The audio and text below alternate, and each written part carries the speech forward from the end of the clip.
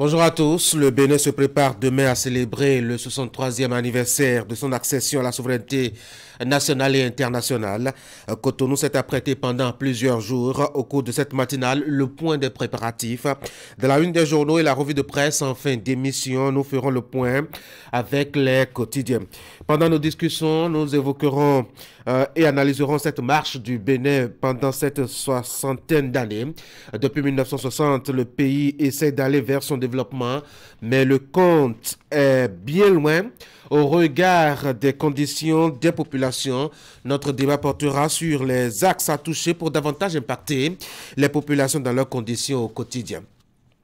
Nous aurons deux journalistes comme invités ce matin dans ce numéro de votre matinale. L'un est politique et l'autre chroniqueur sportif. Le premier, c'est Simon Ouessou de Watt FM à Ouagadougou au Burkina Faso. Avec lui, nous allons aborder l'actualité au Niger.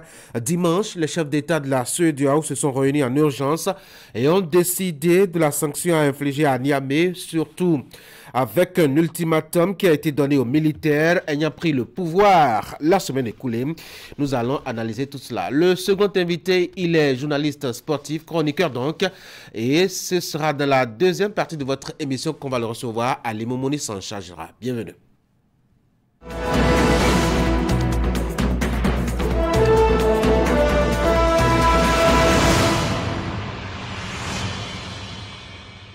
Et nous ouvrons donc Actu Matin avec la une des journaux et voici Fraternité chez vous, célébration du 63e anniversaire de l'indépendance du Bénin. Le défilé aérien, la surprise du 1er août, annonce donc le journal. Le message de l'Association béninoise d'études stratégiques et de sécurité à l'occasion de la fête nationale du Bénin vous est proposé dans les colonnes du journal. 60e édition de la Biennale internationale d'art contemporain de Venise. Le Bénin signe sa première participation. 6e édition de Startup Night. 10 startups innovantes portées par des femmes béninoises présentées aux investisseurs.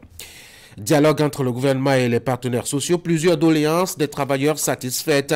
Un dernier titre. Le temps de boucler la une de Fraternité. Malversation financière à Zanyanado. Le SE de Zakpota écouté à la BEF. Ce sera ce jour, annonce donc Fraternité. Allez, on va passer donc à un autre journal. Ce sera Diakpata. Discours annuel du chef de l'État. Ce qu'attendent les Béninois de Patrice Talon.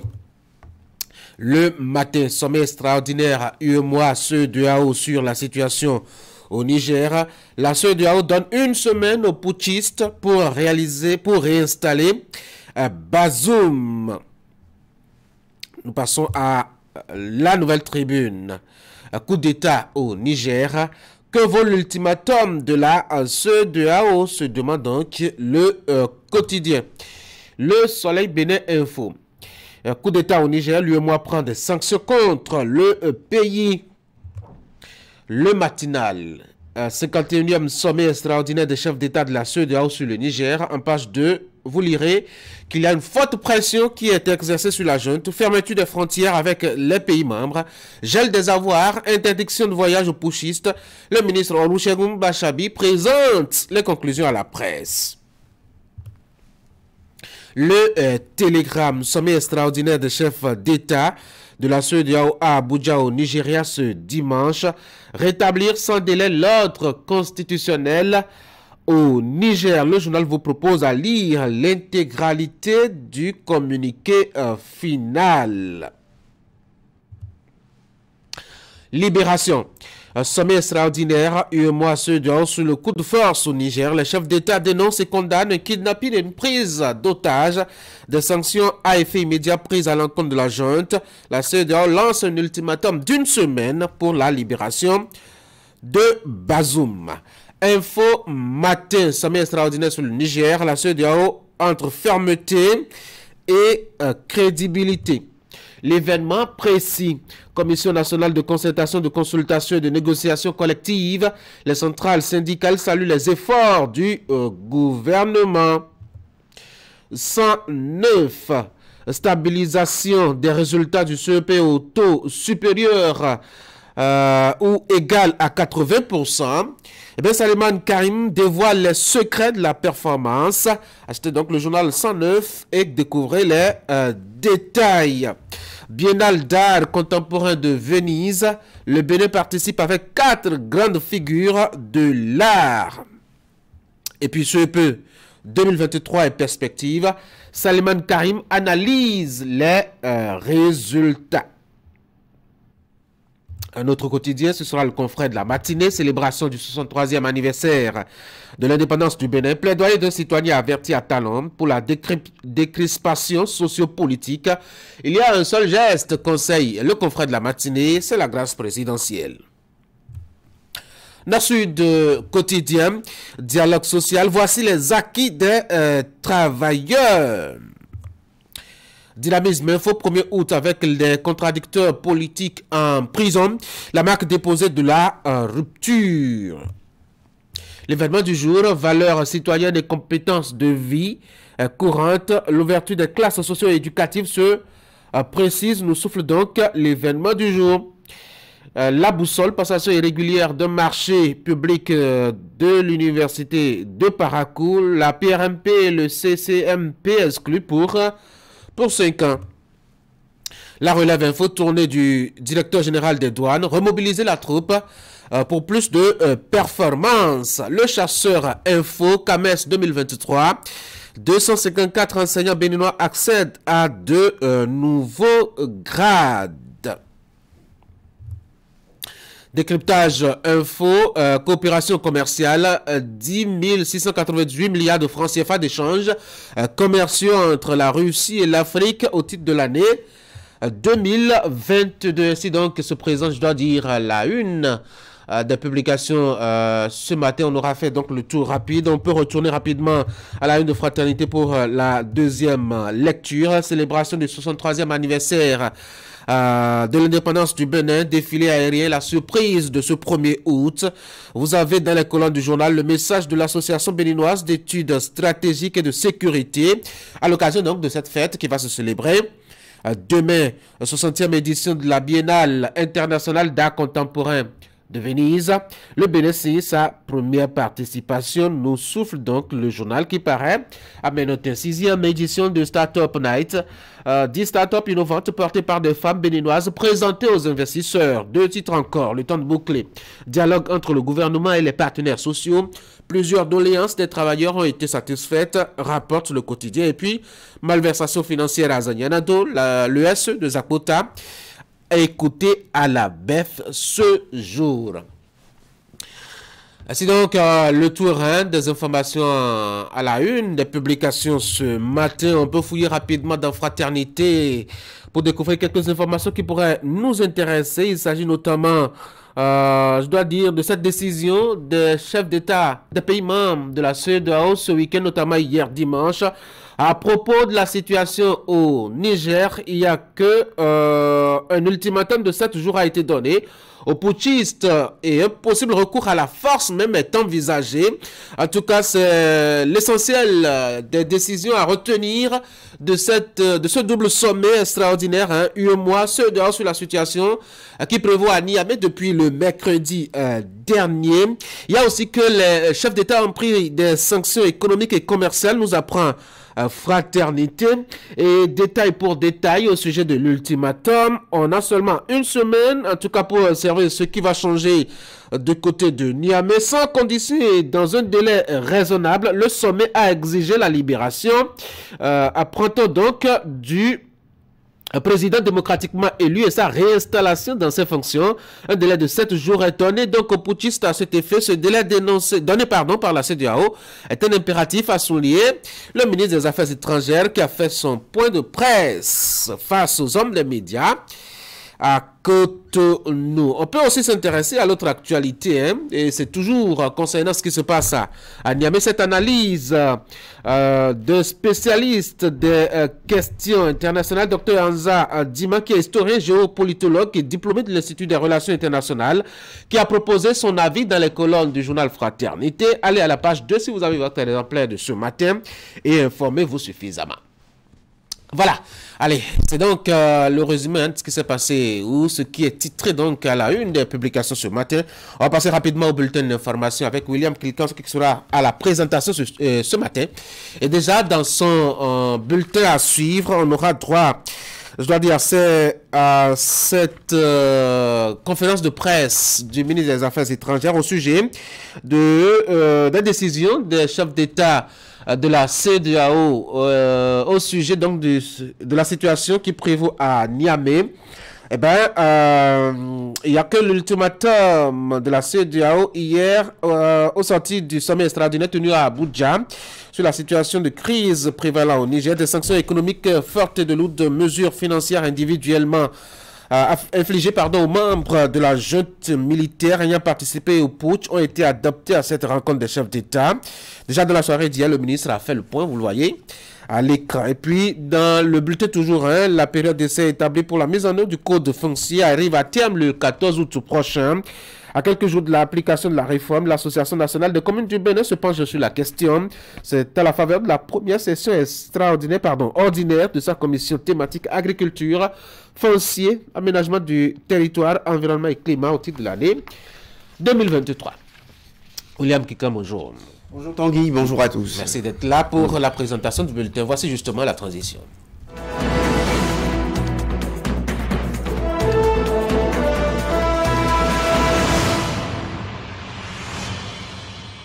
William, c'est l'actualité de la sous-région. Ce dimanche, la CEDEAO qui accorde un délai de 7 jours aux autorités militaires du Niger pour revenir à l'ordre constitutionnel et mettre fin à ce qu'on a appelé ou à ce qu'ils ont appelé la prise d'otage du président Mohamed Bazoum. Bien sûr, jusque-là, la CEDEAO ne reconnaît pas encore ses autorités militaires.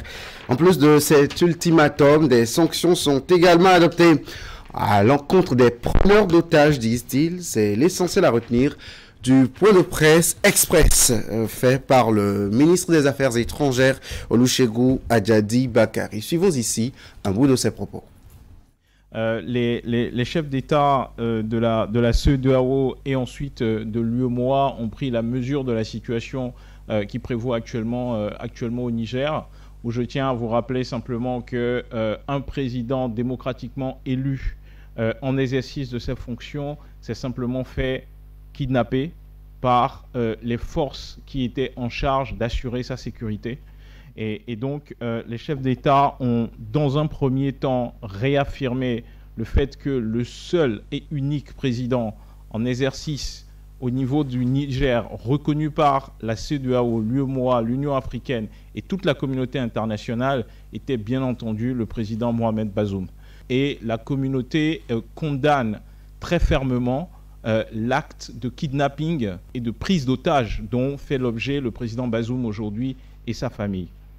Face à cette situation, les chefs d'État ont demandé la libération immédiate, sans aucune condition, du président Bazoum et de sa famille, et ont lancé un appel clair aux militaires qui sont aujourd'hui qui ont pris en otage le processus démocratique au Niger et qui ont pris en otage le président démocratiquement élu du Niger, leur ont lancé un appel les rendant entièrement responsables de la santé et de l'intégrité physique du président Bazoum et de sa famille. Et pour cette raison, les chefs de l'État de la CEDEAO et de l'UEMOA ont décidé d'appliquer immédiatement un certain nombre de sanctions, et des sanctions fermes vis-à-vis du Niger, vis-à-vis de ceux qui sont aujourd'hui en train de prendre en otage tout un pays. Ces sanctions sont à la fois des sanctions économiques très fermes, des sanctions également liées en fait au commerce. Donc il y aura une fermeture complète des frontières terrestres et aériennes avec le Niger, avec tous les pays en fait de la communauté qui partagent une frontière avec le Niger dès ce soir. Donc plus aucun transport, plus aucune marchandise en fait n'ira à destination du Niger. Il y aura une coupure également de l'accès à un certain nombre de services qui sont fournis depuis l'étranger. Et la volonté en faisant cela, c'est d'envoyer un message très fort à ceux qui aujourd'hui retiennent en otage le président démocratiquement élu du Niger, pour leur demander de prendre toutes les mesures pour pouvoir rétablir le processus démocratique et l'ordre constitutionnel au Niger. Ensuite, les chefs d'État ont donné un ultimatum d'une semaine. Une semaine aux forces qui aujourd'hui utilisent les armes pour pouvoir confisquer le pouvoir et prendre en otage un président démocratiquement élu. Une semaine au cours desquelles nous leur laissons, les chefs d'État leur laissent la possibilité de pouvoir rétablir l'ordre constitutionnel, réinstaller le président Bazoum et le laisser exercer toute l'autorité de son pouvoir. Au-delà de cette semaine, toutes les mesures nécessaires, y compris le recours à la force pour pouvoir rétablir l'ordre constitutionnel au Niger, seront mises en œuvre. À cet effet, comme mentionné dans le communiqué, les chefs d'état-major des pays de la CEDEAO se réuniront dans les prochaines heures pour commencer à préparer toute intervention qui pourrait être nécessaire si le délai d'une semaine accordé n'est pas respecté. Autre actualité à part celle du Niger et son incidence dans la sous-région, eh bien, dans le cadre de la célébration du 63e anniversaire de l'indépendance du Bénin, la Fondation Malé Hossou, après l'édition de 2022, cette année aussi, organise depuis ce début de semaine une séance de prière à la mosquée centrale de Zogbokwé. C'est à Cotonou, avec pour objectif d'implorer les faveurs divines sur la nation et de remercier également la Fondation Claudine Talon pour ses différentes actions sanitaires au Bénin. Suivons ici les précisions avec le Roubelou et Hugues Vingwe. Les musulmans sont nombreux à se déplacer à la mosquée centrale de Zogbokwé ce vendredi. Si cette mobilisation n'a rien d'extraordinaire, le 5e jour de la semaine étant connu pour être jour de culte à la mosquée de la communauté musulmane. La prière de cet après-midi a un sens particulier. Nous devons remercier Dieu parce que tous les présidents des institutions qui étaient avec nous en 2022 sont encore là.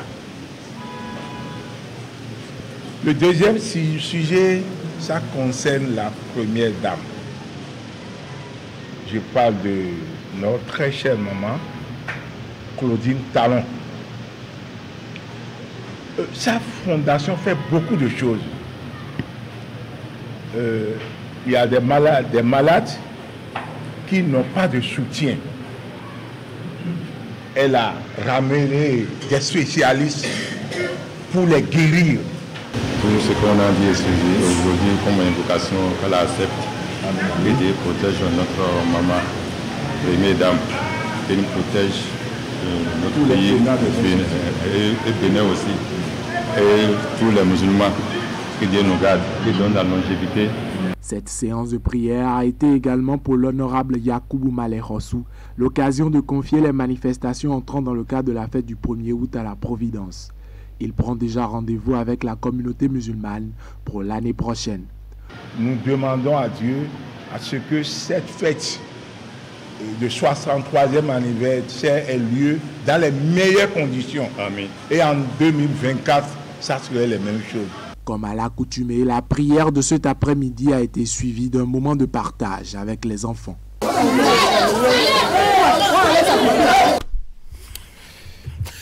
Voilà donc le bulletin d'information qui se poursuit sur Actu Matin. On va s'intéresser maintenant à ce délai qui arrive à expiration accordé justement pour la transition dans le domaine foncier. William Cliquant, c'est le 14 août prochain. Bien sûr, dans 2 semaines très exactement. La période est presque là, l'ultimatum est presque là. Il y a quelques jours de l'application de cette réforme. L'Association nationale des communes du Bénin, NCB, se penche sur la question. C'est à la faveur de cette première session ordinaire sur l'aménagement et le territoire dans sa commission thématique. Eh bien, nous allons suivre le point des travaux avec Narcisse Alocin. Je voudrais comprendre. L'inquiétude enfle au sein des populations au fur et à mesure que le moratoire accordé par l'État pour la pleine application de la loi sur le Code foncier en République du Bénin tire à sa fin. Face à cette situation, l'Association nationale des communes du Bénin soumet la question aux membres de sa commission thématique Agriculture, foncier, aménagement du territoire, environnement et climat pour leur première session de l'année. À quoi donc s'attendre dans les jours, semaines et mois à venir en matière de foncier dans les communes? Quel rôle les communes doivent jouer dans la gouvernance foncière? Voilà autant d'interrogations qui nous préoccupent en tant qu'autorité locale et qui hantent nos mandats. C'est donc pour trouver réponse à ces préoccupations que la présente session a été organisée par le président de la NCB. Une session qui permettra aux participants d'échanger autour des rôles et attributions des divers acteurs, ainsi que les modalités de mise en œuvre des transactions foncières qui vont prévaloir dans la gouvernance foncière à partir du 14 août 2023. Cette loi prévoit qu'à cette date, les communes ne peuvent plus affirmer les transactions foncières telles que cela se faisait par les conventions. Et désormais, donc, toute transaction foncière doit être affirmée par les notaires. Parallèlement à cette loi, les participants ont abordé au cours des 2 jours de travaux la question du fonctionnement des organes locaux de gestion foncière qui souffrent de financement. Pour pallier à ça, on a essayé de regarder les opportunités qui existent. Donc, notamment, nous avons fait le tour pour voir les frais de délivrance que payent les requérants à l'occasion de la demande de l'ADC. Et ça, c'est une procédure qui fait intervenir non seulement la mairie, mais la COGEF et la SVGF. C'est pour ça que nous avons proposé une clé de répartition qui a fait l'objet du change. Et tout ça, ça va permettre à ces organes de fonctionner. Parce que le fait que ces organes ne fonctionnent pas fait que les membres sont de temps en temps amenés donc, à rançonner les requérants, ou le travail est bloqué, ce qu'on leur demande est bloqué. Et il y a beaucoup de prestations que la mairie n'arrive pas donc à fournir. En somme, finir avec ce dysfonctionnement pour une économie locale beaucoup plus compétitive. Les membres de la commission thématique agriculture, foncier, aménagement du territoire, environnement et climat de l'ANCB satisfont ainsi à cette obligation statutaire de la session dont la 2e est prévue pour se tenir avant la fin de cette année. Et ce sera tout, Tanguy, pour le bulletin de ce matin. William, merci beaucoup pour la présentation. Mesdames et messieurs, on va passer à un autre bulletin d'information. Cette fois-ci, sportive. Voici donc Sport Matin sur l'Actu Matin.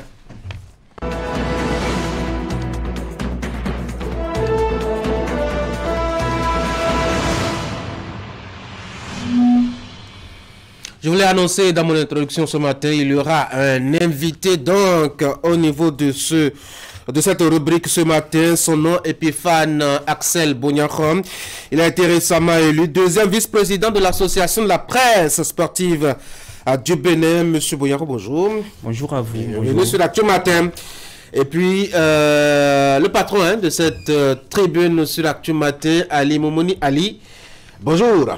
Bonjour Tanguy. Allez, on en parlait la semaine dernière, c'est fait, l'association de la presse sportive du Bénin portée sur les fonds baptismaux, et cette fois-ci c'est partir pour redynamiser, dites-vous, le secteur, faciliter la spécialisation et aussi favoriser de la mesure du possible un environnement de travail sain. Oui, Tanguy, le COSE est mis en place le vendredi 28 juillet dernier à l'issue de l'Assemblée générale constitutive qui s'est déroulée dans la salle de conférence de l'ONU par Cotonou. Sur les images, vous allez bien voir. Les délégués sont venus d'un peu partout sur le territoire national, à croire comme nous le voulons bien entendu, un COSE d'unité où chacun se sent représenté. Et c'est une tâche qui n'a pas été facile puisque le projet ne date pas d'hier. Je vous propose ici un extrait du président du comité d'organisation, Memo Coton. Chers amis, nous avons quitté très loin. Pour la petite histoire, nous avons démarré pour les uns même en 2012, après 2014, et plus proche, nous avons démarré en 2017. Donc beaucoup d'années ont écoulé, beaucoup de choses se sont passées et nous en sommes là aujourd'hui. Ce que nous faisons aujourd'hui est loin d'être une guerre de leadership, c'est loin d'être une guerre intergénérationnelle et c'est encore loin d'être la création d'une association de plus. Il est temps que les journalistes sportifs enfin se disent halte à la brimade, mais surtout allons à la formation. Le journaliste sportif, oui, mais le journaliste sportif spécialisé celui qui parle le football n'est pas essentiellement celui qui parle handball. Plusieurs personnalités ont répondu présent à cette Assemblée générale à l'ouverture des travaux. Bien entendu, les représentants du ministère du Sport, celui du numérique et de la digitalisation et aussi des conseillers à la RAC. Je vous propose ici un extrait de quelques personnalités qui étaient présentes sur les lieux. On peut gagner seul, mais c'est toujours mieux de gagner ensemble. Et c'est à cela que je voudrais vous convier à resserrer les rangs, à travailler dans l'unité, car, dit-on, l'union fait la force. Et si vous travaillez dans l'unité, je voudrais vous rassurer de mon soutien de tous ordres, personnellement. Et la deuxième chose que je voudrais partager avec vous, vous officiez dans un domaine fédérateur. Le sport, comme vous le savez, c'est un domaine fédérateur. Donc, raison pour laquelle d'ailleurs vous devez travailler dans l'unité. Et le sport, c'est un vecteur de développement. C'est la deuxième chose que je voudrais partager avec vous. C'est un vecteur de développement. Et vous avez donc intérêt à travailler pour que cette association soit également ou rime avec le vecteur de développement qu'est le sport. Donc, notre souhait au niveau du ministère des Sports, c'est de voir le poids de la force de votre union produire plusieurs impacts qui bougent donc les lignes. J'ai entendu le président du comité d'organisation évoquer un certain nombre de défis très importants, parlant donc de formation, parlant de mise à jour par rapport aux informations qui évoluent de jour en jour dans ce monde des sports en pleine mutation. Vous savez qu'au niveau du ministère des Sports, une belle marche a commencé avec des actes très forts, aux commandes bien entendu de la mise en œuvre de ces actes, M. Ozado Meki. Il était utile, comme du côté du Conseil national des supporters du Bénin, de s'organiser, de se mobiliser afin que la contribution des compatriotes que chacun de nous est puisse apporter le soutien nécessaire à l'action publique aux côtés des gouvernants. Alors, à l'issue des travaux, donc, 2 bureaux importants sont installés donc, pour conduire ce creuset, l'association de la presse sportive du Bénin. Il y a donc le conseil d'administration, l'élection remportée par 67 voix pour, 0 contre et puis 2 abstentions. Le conseil de surveillance aussi est installé avec un bureau de près de 6 membres. Hospice Métolier est donc le président de ce conseil de surveillance et il sera donc accompagné dans cette tâche par le secrétaire général Prince Martial Agoliago, le rapporteur Messondou, et puis voilà, sur les images, là, vous avez le conseil de surveillance composé de 7 membres, et puis il y a le conseil d'administration qui est composé d'environ 15 membres avec le président Akime Oseini, le vice-président Albert Ogodeji, ça c'est le premier vice-président, et le deuxième vice-président est ce matin avec nous, Tanguy, vous le disiez tantôt, c'est Epiphane Assel Bonyanho. Bonjour.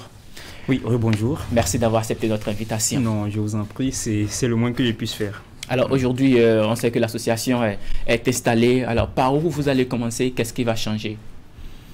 Non, déjà, le chantier est assez vaste parce qu'on sait un peu les conditions dans lesquelles exercent les journalistes sportifs béninois. C'est très compliqué, surtout ces dernières années. Et on sent que dans la presse sportive, il y a cette grande majorité de journalistes qui exercent désormais sur le terrain, qui sont laissés pour compte, qui sont un tout petit peu marginalisés. Donc, il y a d'abord le défi d'unifier la famille des journalistes sportifs, de les rassembler dans un regroupement, ce qui a été fait, mais il faut continuer à tendre la main à certains qui ne sont pas encore avec nous. Je pense que ça commence déjà là, donc unifier la famille. Après, il faut rendre les journalistes sportifs dignes de leur métier. Parce que c'est un métier très passionnant. Vous imaginez celui qui va sur un terrain de foot, de hand, de basket et autres, qui doit retransmettre un événement sportif. C'est très passionnant, c'est parce qu'il a l'amour pour la chose qu'il y va. Et donc, il y a ce défi-là, rendre les journalistes suffisamment professionnels et dignes de leur métier, donc leur donner aussi les outils nécessaires pour bien faire leur métier. Il y a le défi de la formation, et ça c'est très important pour le bureau exécutif qui a été élu.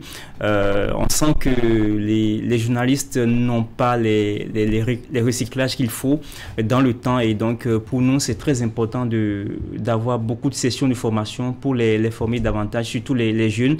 Et je signale que dans ce regroupement qu'on a installé donc vendredi dernier, on y retrouve évidemment toutes les générations. Moi qui vous parle, j'ai débuté au début des années 2000 et il y en a qui ont débuté récemment. J'allais justement en parler, d'aucuns parlent d'une guerre intergénérationnelle, mais on a quand même vu la présence de certains anciens comme Constance Merfon ou encore Fernando Ressou qui étaient présents sur les lieux. Non, il n'y a pas de guerre. Vous comprenez qu'il n'y a pas de guerre. Je vous disais que moi j'ai débuté au début des années 2000 et donc ça fait pratiquement 20 ans que je suis dedans. Il y a d'autres qui ont débuté aussi au début des années 2000, Albert Goudedji et autres, ce sont des anciens aussi. Mais après, vous avez vu dans la salle Constance Merfon, Pascal Humpati, qui sont des anciens aussi, qui étaient là, et Fernando Ressou dont vous parlez, qui sont des anciens qui étaient là. Et tout le monde a été touché d'une manière ou d'une autre. Et je peux vous dire que dans le travail qui a été fait depuis 2017, toutes les sensibilités ont été touchées, toutes les sensibilités, parce qu'on sait aussi que dans la presse sportive il y a beaucoup de sensibilités, il y a des branches qui ont été touchées évidemment et tout le monde a été sollicité pour venir. C'est vrai que certains ont traîné un tout petit peu les pas, mais on a eu le maximum de personnes et à l'AG on avait pratiquement 76 personnes présentes évidemment pour participer aux travaux sur les 87 qui se sont inscrits, donc c'est énorme. Et on a le plus grand nombre de journalistes sportifs au Bénin. Et ça, c'est remarquable. Malheureusement, c'est parce que sur plusieurs années, on n'a pas eu ce genre de regroupement qui puisse donner la main aux professionnels des médias qui exercent dans le domaine du sport. Aujourd'hui, on a pu l'avoir et je pense que le défi est immense. Il faut continuer à tendre la main à tout le monde pour qu'on ait une association forte. Et j'espère que cette association qui vient de naître, évidemment, sera davantage forte et on avancera dans le bon sens. Vous avez parlé de défis, de plusieurs défis dont la formation notamment et aussi de l'unité, permettre donc aux journalistes sportifs de se sentir bien sûr représentés au sein d'une même association. Alors, dites-nous, en dehors de ces deux défis, est-ce qu'il y a encore d'autres chantiers que vous pensez aborder? Non, il y a plein de chantiers.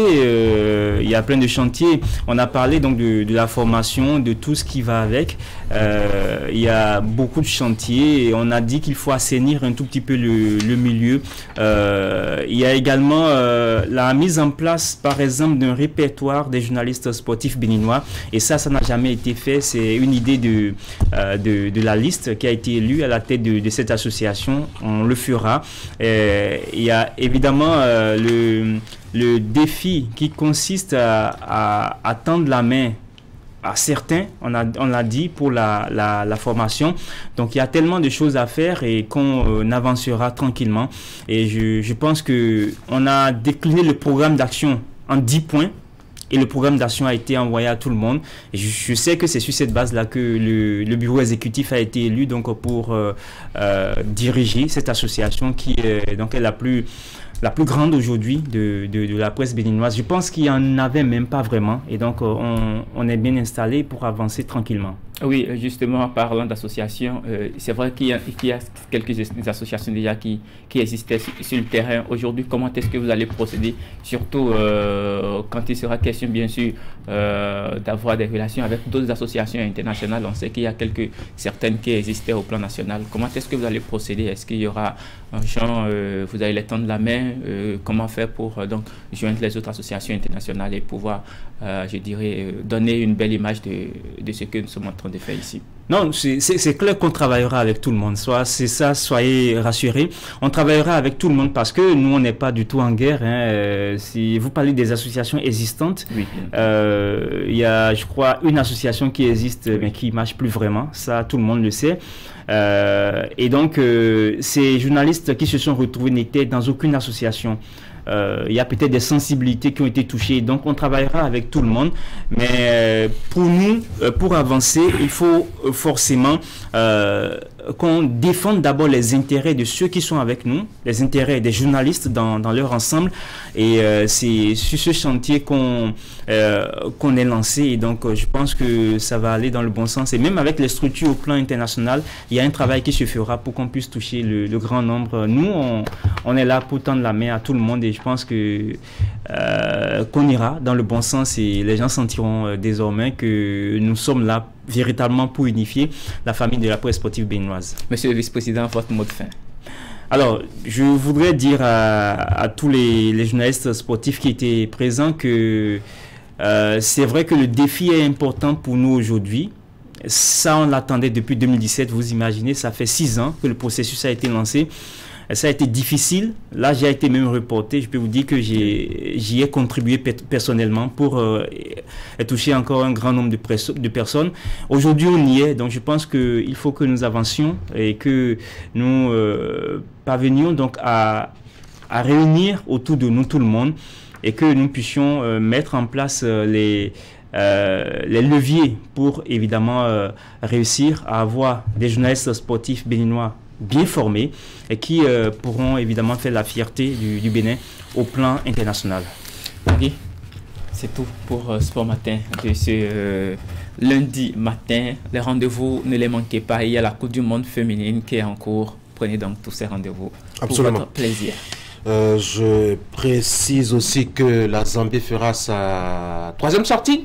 J'espère que ce sera une sortie, en tout cas pour se racheter des 10 buts encaissés en 2 sorties. Et le Nigeria également. Absolument. Allez, Momouni, merci beaucoup. Passez une très bonne journée. Bonne journée à votre invité aussi, Monsieur Axel Boyanjo Epifan.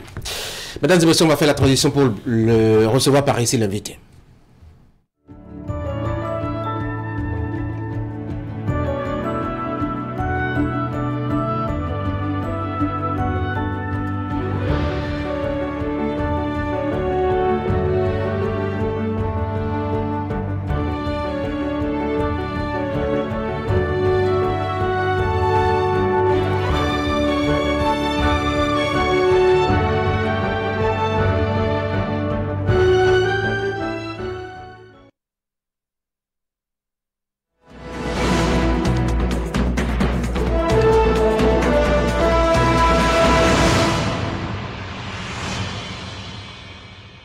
Notre invité ce matin, c'est Simon Ressou, journaliste à Radio Watt FM de Ouagadougou au Burkina Faso. Monsieur Ressou, bonjour.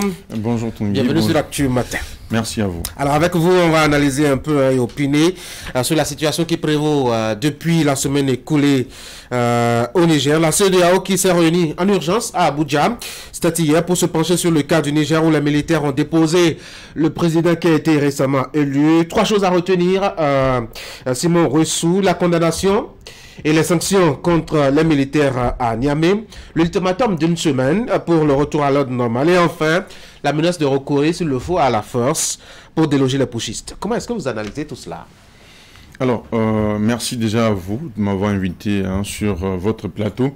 Merci aussi à tous les amis téléspectateurs qui nous suivent ce matin. Comme vous l'avez déjà si annoncé, je suis Simon Ressou, béninois, mais qui réside au Burkina, qui officie dans un média privé au Burkina Faso. Déjà 6 ans que je suis là-bas, tout se passe bien. Une bonne intégration, il y a beaucoup de béninois, donc ça se passe très bien. Alors, pour revenir à votre question, depuis la semaine dernière, on suivait de près tout ce qui se passait au Niger. C'est vrai que la CEDEAO, et d'abord l'UEMOA et la CEDEAO n'ont pas le choix.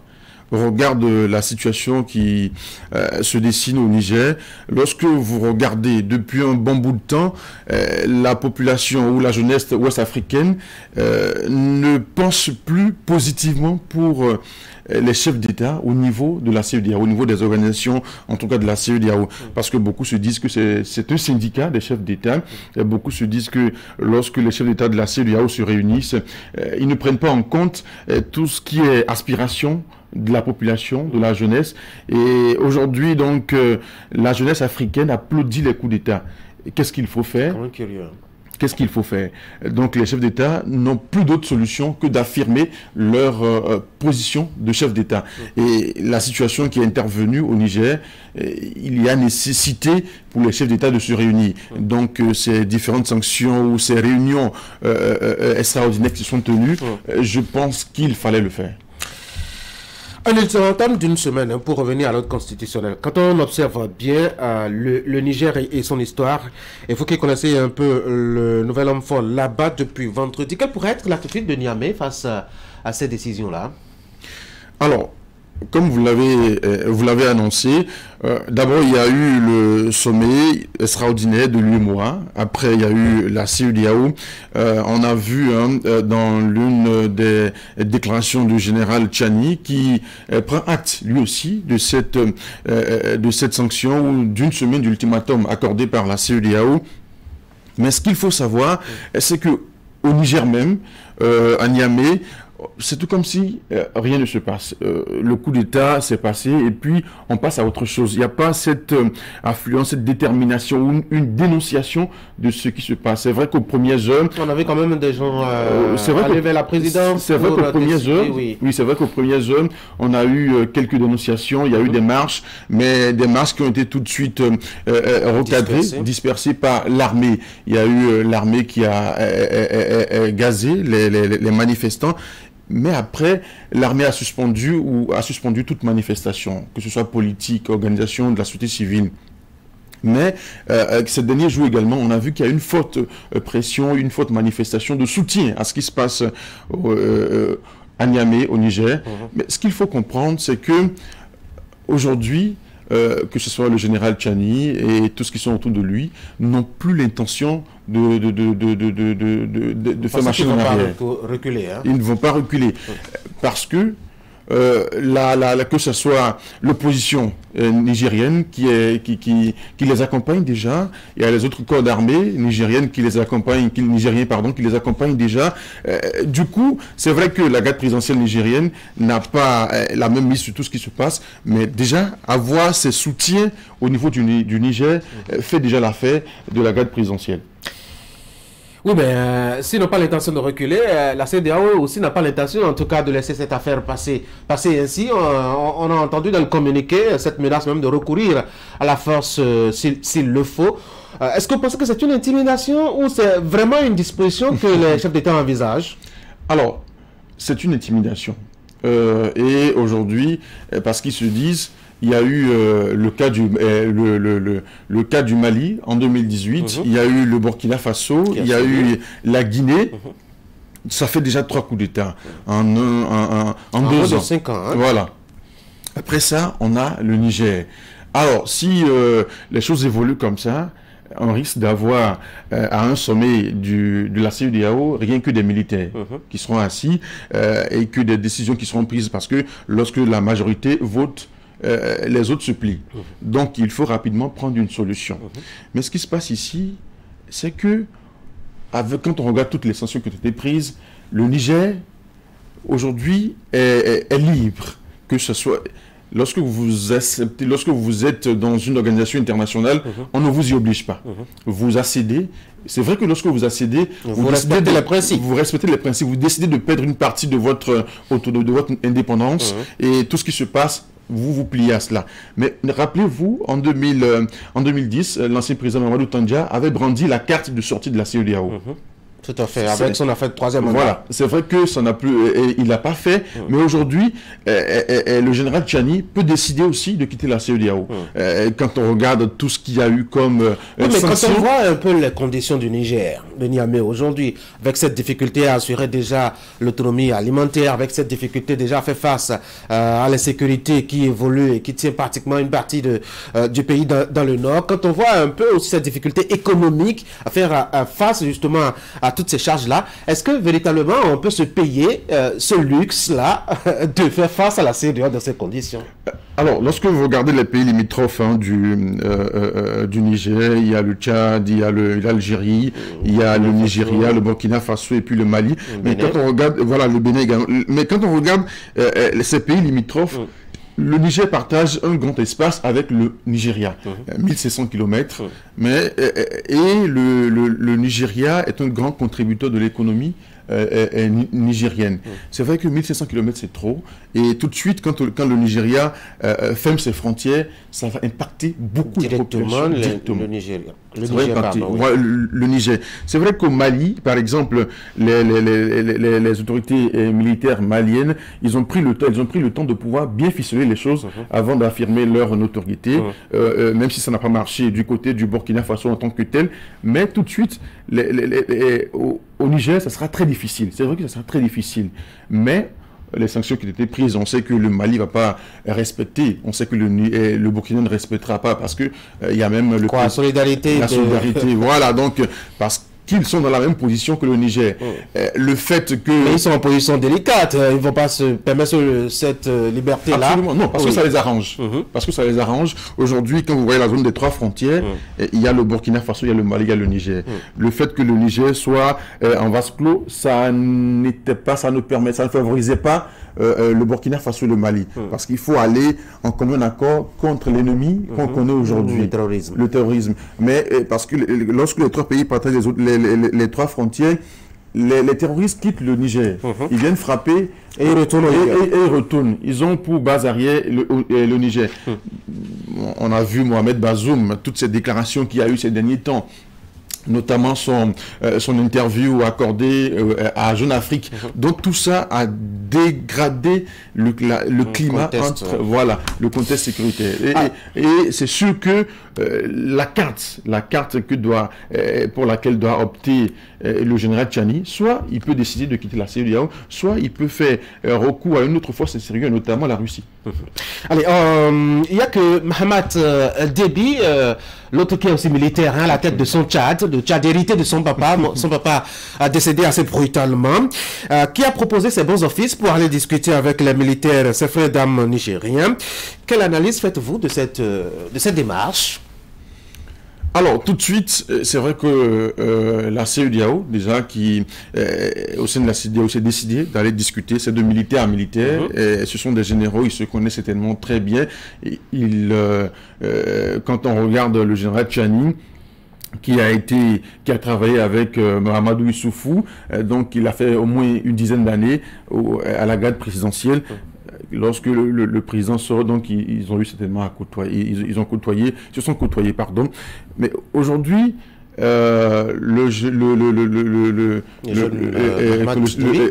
Idriss Déby, pardon, pour lui, il veut s'affirmer. Il veut aussi montrer qu'il a de la force au sein de cet espace-là, parce que c'est un militaire, mais un militaire avec une casquette mi-militaire, mi-civile. Et il faut qu'il arrive à affirmer aussi sa capacité de négociation. Une façon de redorer un peu son blason, et de se repositionner un peu dans la sous-région. Parce que même au sein du Tchad, l'opinion est toujours partagée sur son autorité. Qu'est-ce qu'il faut faire? Il faut aussi bénéficier du soutien de l'espace international. Le Niger a intérêt à collaborer surtout avec le Tchad pour ne pas l'avoir au dos, non? Absolument. Parce que lorsqu'on regarde les grands pays limitrophes du Niger, c'est le Tchad, c'est l'Algérie et le Nigeria. Et lorsque vous avez, c'est vrai que d'office, il y a le Burkina et le Niger et le Mali qui ne vont pas fermer leurs frontières. Mais lorsque vous regardez ces grands pays-là, qui sont ces pays limitrophes, il faut aller avec le Tchad. Il faut aller avec le Tchad, au moins pour pouvoir bénéficier de quelques transactions. C'est vrai que ça va, la négociation, ça va perdurer, mais tout de suite, c'est déjà, on ne va pas dire que c'est plié, mais le verre à moitié vide. Alors, une dernière question, une dernière curiosité, est-ce qu'il ne faut pas véritablement prendre cette menace-là au sérieux de faire intervenir une force s'il le faut. On a vu d'abord l'engagement de Bola Tinubu du Nigeria contre les coups d'État. Il a affirmé dès qu'il a été élu à la tête de l'organisation. Et puis quand on se réfère un peu à l'histoire, Yaya Jammeh a dû se plier à cette menace-là. Entre-temps, il a quitté donc sa Gambie natale. On se rappelle aussi de Charles Taylor qui a été récupéré par l'armée nigériane. On doit se dire que c'est une menace à prendre très au sérieux. Ah là, c'est une menace à prendre très au sérieux. Vous avez notifié ces deux exemples-là, notamment Yaya Jammeh qui a dû rapidement calmer les choses. Il y a la Guinée équatoriale qui a proposé son hospitalité. Il est parti, ce qui a favorisé la présence d'Adama Barrow. Aujourd'hui, je pense que c'est une menace à prendre au sérieux. Parce que ce qui se passe, si ça échoue, la CEDEAO, l'UEMOA, définitivement, ils vont perdre leur crédibilité. Et les chefs d'État aujourd'hui, vous avez vu, lorsqu'ils tiennent leur session, ils réaffirment la présidence de Bazoum. Parce que pour eux, il n'y a pas aucune situation ne peut permettre, il n'y a pas encore de coup d'État. Et c'est Bazoum qui est toujours là. Mais qu'est-ce qu'il faut faire? On serait en train de suivre l'actualité au niveau du Niger. Est-ce que Tchani va laisser le pouvoir? Mais ce qu'il faut, ce n'est pas une digression, mais ce qu'il faut retenir, c'est que la situation au Niger interpelle. Comment? En quelque sens. Lorsque vous regardez ce qui se passe, on se dit tout de suite que ce n'est pas le général Tchani qui tient les ficelles. Ah oui, et qui pourrait tenir les ficelles à votre avis? Lorsque vous regardez ce qui se passe au Niger, tout de suite on se demande qu'est-ce qui peut motiver le coup d'État. Ils ont avancé les raisons. Question de sécurité, difficulté à faire face justement au terrorisme, la corruption, disent-ils. La corruption, il n'y a pas ce pays dans le monde là où il n'y a pas la corruption. Il n'y a pas ce pays dans le monde là où il n'y a pas... C'est les degrés qui diffèrent. Voilà, ce sont les degrés qui diffèrent. Maintenant, c'est vrai, l'insécurité, on peut évaluer sur cet aspect-là. Mais lorsque vous regardez ce qui se passe, il y a une question d'insécurité et il y a une question de leadership, mais au sein du parti au pouvoir. Il y a une question de leadership au sein du parti. Oui, il y a une question de leadership. Il faut aussi analyser. C'est vrai, il y a... Le parcours de Bazoum est d'ailleurs contesté. Ah oui, Bazoum est d'ailleurs contesté. Et c'est le troisième coup d'État qui a réussi. À quelques jours de son investiture. Après ça, en mars dernier. Et puis maintenant, le troisième qui a réussi. Quand on prend son parti, le parti au pouvoir, le PNDS, le parti au pouvoir, lorsque vous regardez aujourd'hui, il y a un véritable conflit entre l'ancien président, Mamadou Issoufou, et le président Bazoum. Parce que l'autre, il a sa casquette de chef d'État, d'ancien chef d'État. Et l'autre, il est chef d'État, donc un chef d'État en fonction. Alors, on respecte qui? On obéit à qui? Donc, il y a cette guerre de leadership qui pose problème déjà. Voilà. Donc, il y a aussi cette question de pétrole qui a aussi beaucoup plus discuté. L'autre chose qu'il faut ajouter, pour terminer peut-être, c'est que la France, aujourd'hui, a intérêt que tout marche bien. Et que Bazoum, peut-être, revienne au pouvoir, ou, s'il n'allait pas revenir, que celui qui revienne fasse l'affaire, bien sûr. Soit un bon enfant gentil. Absolument. Et docile. Simon Rousseau, merci beaucoup d'être passé. Merci à vous. Tu es journaliste à Radio Watt FM, c'est à Ouagadougou, au Burkina Faso. On vous aura de temps en temps, ce sera avec plaisir, pour apprécier, je dois dire, l'actualité de la sous-région. Et si vous le voulez bien, au niveau donc du Burkina Faso, avec la question de la sécurité qui est une priorité des autorités qui sont militaires aussi là-bas. Merci à vous. Bonne journée, bon retour là-bas. Merci. Mesdames et messieurs, on va passer maintenant aux commentaires de ce matin. On va parler donc de l'indépendance. Demain, nous célébrons donc le 63e anniversaire de l'accession du Bénin à la souveraineté internationale. C'est justement le sujet de réflexion de Franck Aono ce matin, qui va nous présenter donc son commentaire. En attendant, on va faire rapidement une pause.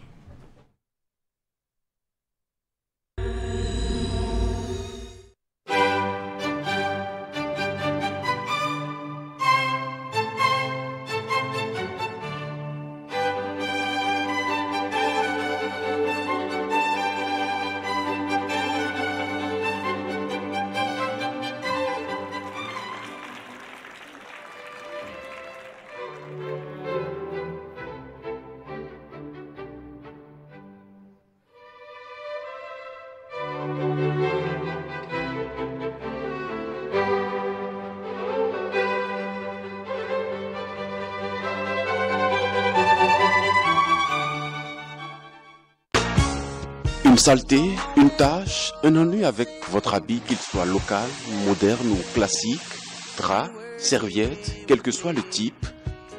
Une seule adresse, Leader Pressing. Équipé pour satisfaire toutes sortes d'exigences en matière de blanchisserie, Leader Pressing est le numéro 1. Vous avez un bon pressing, une bonne blanchisserie industrielle sur place pour vous garantir une satisfaction totale. Quel que soit le volume de travail que vous apportez, vous repartez toujours satisfait. Leader Pressing, c'est des mains expertes pour un résultat aux normes internationales. Leader Pressing, c'est le professionnalisme jusqu'au bout du linge. Leader Pressing, votre partenaire au quotidien dans la quête de la propreté.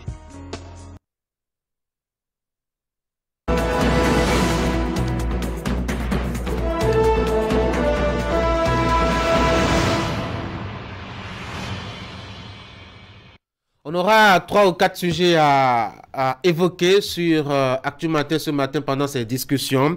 C'est donc une rubrique marathon ce matin. On va commencer déjà par, je dois dire, ce qui fait l'actualité au Bénin. La fête de l'indépendance cela fera 63 ans demain que le Bénin a accédé à la souveraineté nationale et internationale. Franck Aounou, bonjour.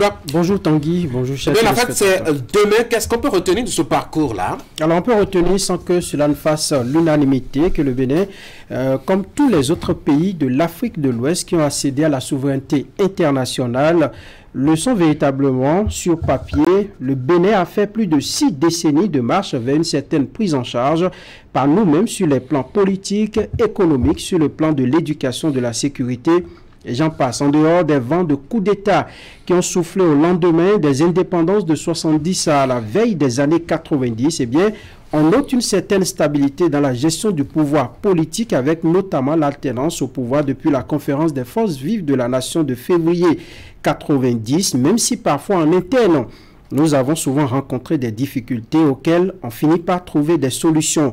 Un autre point important, beaucoup s'accordent à reconnaître que le Bénin a fait assez de progrès pendant que certains estiment que nous aurions pu mieux faire si nous avions à des moments donnés, pris certaines bonnes options en matière de gouvernance politique surtout. On peut également dire que les 63 ans d'indépendance, après ces 63 ans, le Bénin continue de bâtir son budget sur une bonne partie des aides étrangères. Le niveau d'endettement reste plus ou moins élevé. Les dernières statistiques en la matière évoquent, sauf erreur de ma part, que la dette publique béninoise s'établit au 31 décembre 2021 à 7,45 milliards d'euros et on continue de faire des émissions pour asseoir nos politiques publiques et certains projets de développement. Je ne suis pas économiste, donc je quitte vite ce domaine pour dire tout simplement que nous avons encore du chemin à faire. Encore qu'il soit pour l'instant difficile au Bénin de changer de paradigme lorsqu'on sait que nous n'avons pas de ressources de sous-sol comme certains pays, donc nous évoluons ainsi pour le moment. Cependant, il y a eu ces dernières années quelques avancées en termes d'amélioration du climat des affaires. Nous avons fait des percées dans le domaine de l'agriculture au point même de hisser notre pays, le Bénin, sur le toit africain en matière de production du coton. Nous avons amélioré tout de même notre diplomatie sur le plan économique. Les structures internationales nous ont noté positivement plusieurs fois de suite ces derniers mois, toutes choses qui prouvent que nous nous battons quand même en interne pour nous suffire nous-mêmes. Aujourd'hui, le Bénin est capable d'exporter des produits fabriqués sur place pour aller à la conquête du marché international, des signes évidents de ce que, si nous mettons le cap, nous maintenons le cap et faisons bien les choses, on pourra s'affranchir de certaines pesanteurs externes qui nous aliénaient. Pour tout dire, 63 ans après l'indépendance, certes le bilan est mitigé, mais il y a forcément de l'espoir. L'espoir, vous dites, mais lorsque nous observons autour de nous, Franck, tout semble s'écrouler dans les pays qui ont leur indépendance dans la même période. J'ai l'impression que nous sommes, doit-on dire, à la croisée des chemins. Oui, avant de répondre à votre question, j'ai envie de dire que le Bénin n'est pas la Guinée, Tanguy, le Bénin n'est pas le Mali, le Bénin n'est pas le Burkina Faso, encore moins le Niger à côté qui est en train de vivre un peu des moments difficiles. Le Bénin reste le Bénin et cet État qui s'est souvent démarqué par les valeurs de paix acquises Au prix de lourds sacrifices consentis par les uns et les autres, on se mange le nez, c'est vrai. On étale parfois nos divergences, on s'oppose sur certaines lignes, mais on finit par s'accorder qu'il ne faut pas laisser la barque Bénin chavirer.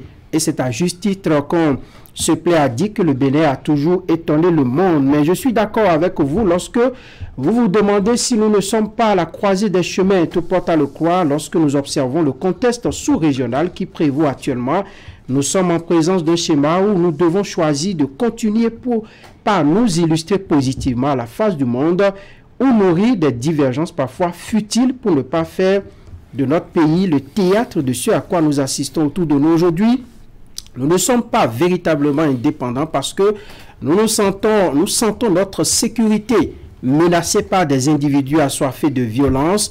Nous nous sentons dépendants de leur envie de ne pas nous laisser respirer car à tout moment, ils peuvent surgir dans une localité, semer la terreur, la tyrannie et repartir. C'est un défi nouveau qui ne peut être relevé que si nous donnons la main chaque individu aux autres. Pas question de faire une démarcation sur le sujet. Opposition, mouvance centriste, tout le monde est interpellé. Plus qu'une question de sécurité, la montée de l'extrémisme violent est une question de société, est un sujet de société que nous ne pourrons résoudre seuls. Penser qu'il s'agit d'une affaire des dirigeants, c'est se leurrer éperdument car ailleurs, pas si loin de nous, je veux parler du Burkina Faso, ou au Niger, ce sont des prétextes avancés pour changer l'ordre des choses. Si nous voulons être indépendants, véritablement indépendants, nous devons faire des choix conséquents, choisir de nous parler et de nous regarder en face autour de la même table pour se dire les vérités. 63 ans, c'est l'âge de la sagesse. Chers amis, nous devons considérer ce niveau que nous avons atteint comme une arme que nous pouvons utiliser pour mettre en déroute l'ennemi commun, les auteurs de ces actes barbares. Le Bénin est bien entendu à la croisée des chemins parce qu'une mauvaise orientation de nos choix aujourd'hui pourrait nous rendre plus asservis que nous ne l'étions déjà et ce choix revient à nous tous. Quoi que cela puisse nous coûter, nous devions chercher à comprendre ce que nous mettons dans l'indépendance car après tout, c'est un état d'esprit. Oui, un état d'esprit et des conditions aussi. Hein. Franck Aono, merci beaucoup pour le commentaire. Monsieur, bonjour. William bonjour, et Eric, je propose qu'on aborde, je dois dire, la thématique proposée par Franck sur 3 sujets. Les domaines de l'énergie après toutes ces années. Deuxième axe, les nouveaux défis que nous avons en face de nous. Et puis les nouveaux espoirs aussi. On va commencer déjà par les domaines de l'énergie. On a l'impression qu'on n'a pas beaucoup bougé en termes d'économie et surtout en termes de démarche pour asseoir davantage doit dire la démocratie, la liberté d'expression et surtout le réel développement qu'on espérait si tant. Pourquoi est-ce que ça tâtonne, Eric? D'abord, je pense que c'est un fait, ce n'est pas un secret que sur la question de l'indépendance, il y a beaucoup d'aspects, il y a beaucoup de domaines dans lesquels nous continuons véritablement par nous chercher et qui parfois ne dépendent pas forcément de nous. Il y a de ces pesanteurs exogènes qui pourraient, bien entendu, ralentir notre élan. Tout compte fait, nous faisons notre chemin et puis nous évoluons. Oui, nous savons que il n'y a pas que le Bénin. Quand on parle d'indépendance et qu'on se pose la question est-ce que nous sommes véritablement indépendants, il faut voir également dans la sous-région tous les autres pays africains où vous avez de ces influences externes qui, dans une certaine mesure, ne veulent pas forcément que les États africains puissent véritablement gagner l'indépendance. Vous l'avez sur le plan économique, sur le plan des finances, bien d'autres domaines. Vous savez, nous continuons par chercher par exemple notre industrialisation. Nos matières premières ne sont pas forcément transformées sur notre territoire parce que cela pourrait être une menace pour d'autres puissances. Donc je pense que c'est des options qu'il nous faut revoir si dans les 60 prochaines années nous ne voulons pas encore être au même niveau. William, pourquoi nous tâtonnons? Nous tâtonnons parce que nous sommes indépendants comme tous les pays du monde et que, comme tous les États du monde, nous dépendons les uns des autres, mais nous, particulièrement, nous avons une forme de dépendance parfois beaucoup plus courbée, où certains éléments de dépendance, nous sommes beaucoup plus vulnérables vis-à-vis de certains éléments de dépendance. Par contre, sur le point de la démocratie, de la liberté, je pense que comparativement aux autres, nous avons fait un certain chemin. Un chemin qui, pour moi, est alloué, même si la courbe a repris la descente depuis quelques années, ou je ne sais pas si elle a stagné, cette courbe. Par contre, sur le plan de l'économie, sur le plan du développement économique, de l'employabilité, des questions sociétales, des droits socio-économiques et culturels, je veux parler de l'accès à la santé, l'accès à l'éducation de qualité, je veux parler de l'électrification. On fait beaucoup d'efforts, mais cela ne fait pas le reflet de notre âge, 63 ans de vie. On nous dira peut-être que les choses sont en train de changer, que des actions se mènent. Et moi, je dirais que des actions n'ont pas manqué d'être menées pendant d'autres temps ou à une certaine époque. Mais bref, quelles que soient les actions qu'on fait, quelle que soit leur intensité, comparativement au passé, je reconnais qu'il y a toujours un fossé, que le Bénin a un taux de sous-emploi, on aime nous dire beaucoup plus, et de chômage. Intéressant encore que le Béninois, selon les standards des Nations Unies, n'a pas encore, le délai des Béninois n'est pas encore au dollar par jour, et que sur cette question, par exemple, nous dépendons encore assez de l'atmosphère internationale et donc que nous sommes assez vulnérables. Comment est-ce qu'on peut être dans ces conditions, c'est-à-dire des conditions climatiques assez intéressantes, des conditions, je dois dire, liées à l'agriculture intéressante. On a choisi d'adosser notre économie au développement de l'agriculture, pardon. Et pourtant, nous sommes toujours là à tourner en rond. Est-ce que ce n'est pas parce que quelque part on est un peu trop paresseux? Oui, il faut avouer que, comme je l'ai dit, au lendemain des indépendances, nous n'avons pas véritablement mieux appréhendé cette question-là. Nous nous sommes amusés pendant un temps, et lorsque vous vous amusez aujourd'hui, sachez que dans 3 ou 4 jours, cela peut vous rattraper. Ça peut vous rattraper même dans 10 ans. Donc, après les indépendances, nous nous sommes assez amusés où à la tête de notre pays, il y avait une certaine des caprices que les gens affichaient. Chacun voulait venir goûter à la chose présidentielle. L'histoire en dit long d'ailleurs.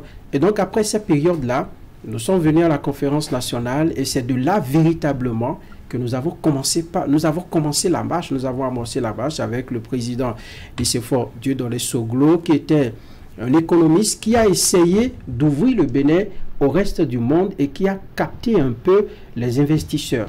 Donc, à partir de cet instant-là, nous avons commencé. Mais dans le temps, eh bien, nous avons également fait certaines erreurs. Nous n'avons pas fait les bons choix au bon moment, ce qui a fait qu'aujourd'hui, le bilan n'est pas assez reluisant.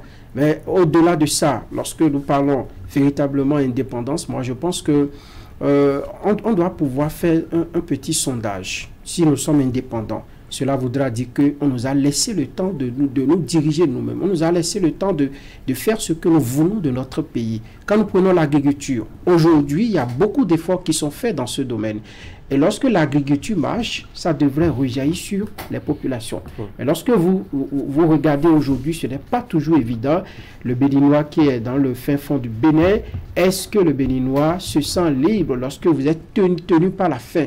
Vous êtes tenaillé par la faim, vous ne mangez pas véritablement. Est-ce que vous êtes indépendant? Et également, l'esprit que nous développons. L'esprit que nous développons, c'est de pouvoir s'accrocher au bien de l'État. Non, ça ne devrait plus être le cas 63 ans après, où des jeunes continuent de détourner. Vous entendez 60 milliards, vous entendez 100 milliards, vous entendez 250 milliards, et ça veut dire que ceux qui doivent construire le Bénin de demain n'ont pas encore conscience de ce qu'il faut préserver les biens qui appartiennent à tous. Dans ces conditions, nous ne sommes pas indépendants. Nous ne sommes pas indépendants. Voilà des cadres qui se retrouvent en prison, pendant que dans l'administration, nous n'en avons pas encore assez et les ressources sont dilapidées. Les politiques également, à des moments donnés, ne prennent pas les bonnes options. Nous, il y a comme un peu, on prend en otage les populations et lorsqu'on finit d'assouvir un peu nos désirs, et puis eh bien, on ne pense plus à leurs conditions de vie.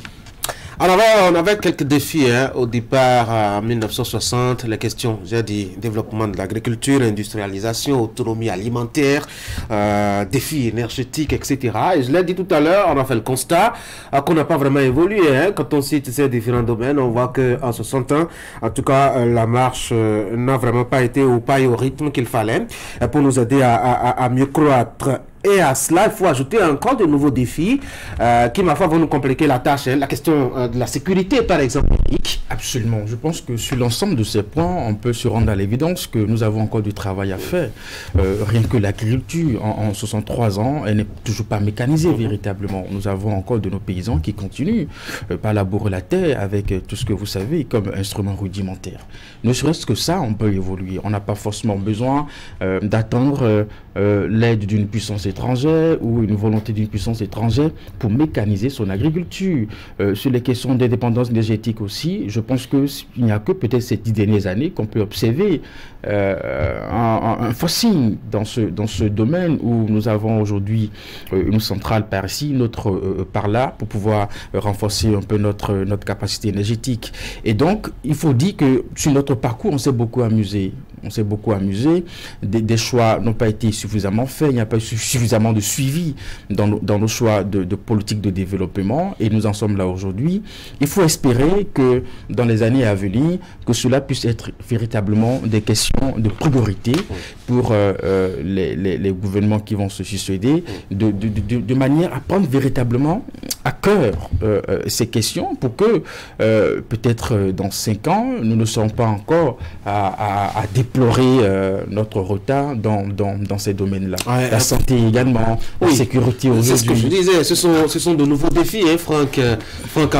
Aujourd'hui, nous faisons face à la question de la sécurité qui nous casse la tête, la question de la corruption, vous en aviez parlé tout à l'heure, où on a beaucoup plus penché désormais à détourner, à voler, plutôt qu'à aider le pays à se porter mieux. Au plan politique aussi, on a cette remise en cause désormais de ce que nous avions cru étant comme la solution la plus idéale, en tout cas pour nous aider à marcher, c'est-à-dire la démocratie. Quand on voit déjà dans la sous-région une remise en cause avec, je dois dire, une certaine liesse même populaire qui accompagne la remise en cause de ce choix que nous avons fait au détour de 1990. Oui, ça doit véritablement nous inquiéter. Hein. Un peu comme le vent des indépendances qui a soufflé en 1960. L'insécurité aujourd'hui est un vent violent qui souffle dans la sous-région.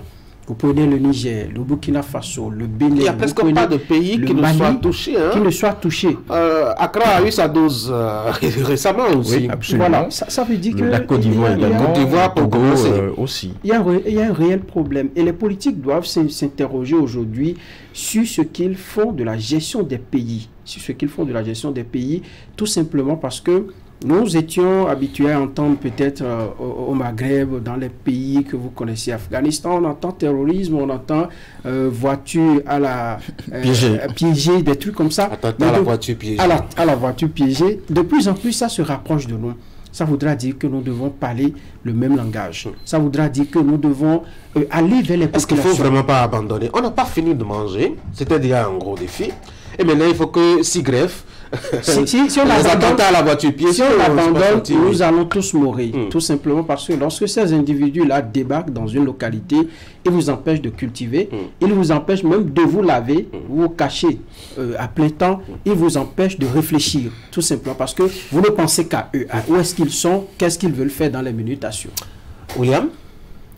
On a manqué de conscience, de pleine conscience de ce que c'est qu'un État, de la construction d'un État. C'est ce qui a motivé le manque d'ambition, le manque de planification sur le long terme. Vous savez, il y a des pays dans lesquels on s'est assis et on a pensé l'État sur 100 ans. Aux indépendances, nous n'en avions pas encore la conscience. Et même à un moment donné de l'histoire où nous avons voulu faire les états généraux de notre État pour le repenser sur une nouvelle base, très tôt le régionalisme a eu raison de nous. Après, très tôt, les clivages nous ont encore coupé l'herbe sur le pied. Très tôt, les forces étrangères, les puissances étrangères, celles exogènes qui ont raison de nous parfois, se sont encore immixés, des gens ont vu encore leur tâche à un endroit ou à l'autre et cela a favorisé leur prise de position. Et je pense que c'est davantage pour ça qu'il faut militer désormais. Moi, je pense qu'il faut maintenant et pour toujours des gouvernants qui pensent un Bénin éternel, un Bénin qui ne va pas finir. Et que dans chaque acte, dans chaque politique publique, dans chaque débat, pour chaque action, on réfléchisse à la pérennisation du Bénin dans un domaine ou dans l'autre. Vous savez, si ce n'est qu'après 63 ans que nous pensons encore à construire un hôpital de référence, un plateau technique, ne serait-ce qu'un seul hôpital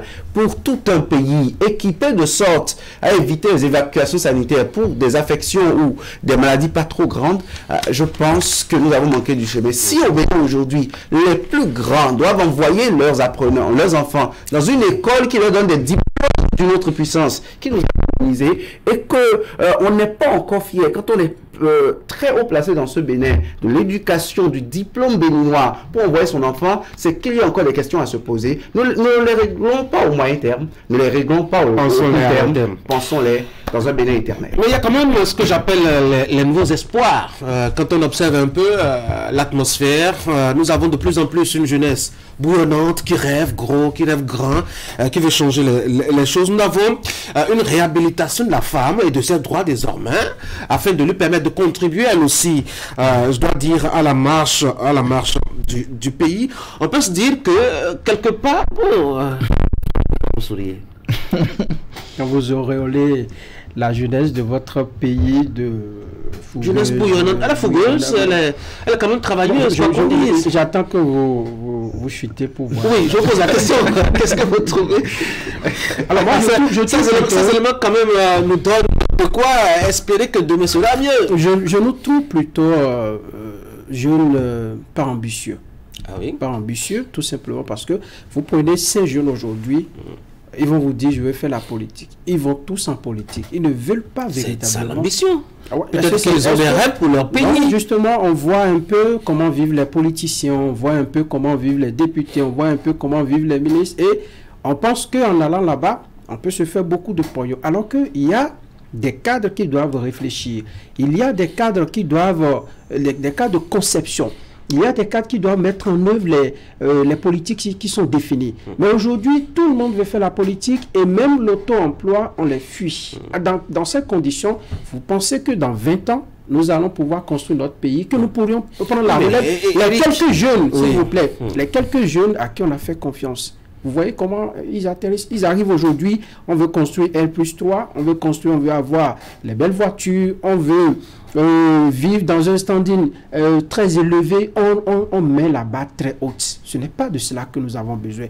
Nous avons besoin de gens qui acceptent de galérer. De construire, et non pas de galérer, mais de se contenter de ce que l'on a. Et c'est là que j'ai apprécié un peu. On va faire de la misère une option, hein?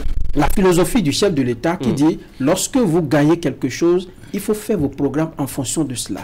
Il ne faut pas chercher lorsque vous êtes un journaliste comme moi. Vous êtes un journaliste comme moi. Si vous avez la possibilité de vous acheter une petite moto, une petite voiture, il faut vous en contenter. Mais lorsque vous cherchez à aller loin, lorsque vous êtes enseignant, vous êtes... et qu'on est prêt à travailler. Vous êtes dans l'administration publique et vous voulez avoir de grosses caisses, vous voulez vivre au-delà de vos moyens, il y a de quoi que vous perdez. Tomber dans la corruption. Eric, est-ce que Franck n'exagère pas un peu? C'est quand même dynamique. Regardez ces nombreuses start-up qui se créent, par exemple. Regardez ces petites entreprises qui sont mises en place. Regardez ces petits rêves, ces petites conceptions qu'on regarde sur la toile, etc. On a quand même une jeunesse qui bouge un peu. Absolument. Et puis ça frappe à l'œil. Je pense que c'est même une dynamique à l'échelle mondiale où nous avons de plus en plus une nouvelle jeunesse qui a envie véritablement d'aller de l'avant. Sauf que à l'intérieur des pays, il faut accompagner cette dynamique, cette ambition des jeunes par des volontés politiques assez ambitieuses. Vous savez, il y a plus sérieux. Quand en 63 ans, le CNHU n'a pas fini de perdre des vies pour défaut de groupe électrogène. Quand en 63 ans, à Dassa, le groupement des sapeurs-pompiers n'a pu aller sauver des vies parce qu'il n'a pas du matériel, je pense qu'il y a plus sérieux. Vous savez, quand bien on peut observer cette dynamique, eh bien, à un moment donné, ça s'arrête. Parce que au niveau des États, on doit pouvoir afficher des volontés de développement dans pratiquement tous les secteurs pour accompagner véritablement cette mutation.